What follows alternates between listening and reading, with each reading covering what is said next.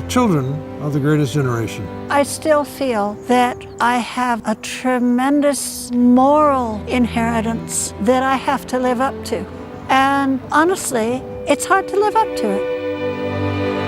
It's very difficult for me to talk about my father in many ways. And I get about halfway through and I break up, and so I really don't do it. So let me tell you the story about my grandfather. As you will see, it's much larger than his life.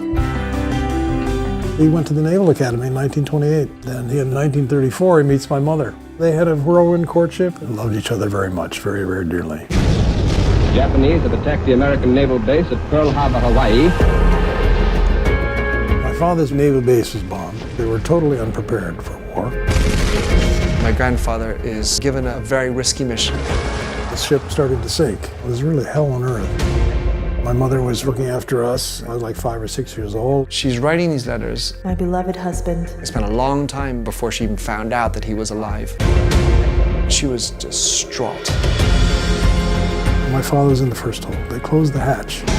There was no air, there was no food, there was no water. 40% of the prisoners were killed in captivity. He takes off his Annapolis ring, which he had kept with him for 2.5 years in prison camp. It was the only thing of value that he had left. He writes in his memoirs, "It's that moment that I must have lost the ring." 18 years later, there's an excavation going on. They're digging. My father comes home. He says, "You won't believe what happened to me today." Oh my God, my best friend. You can understand why we didn't talk of anything else.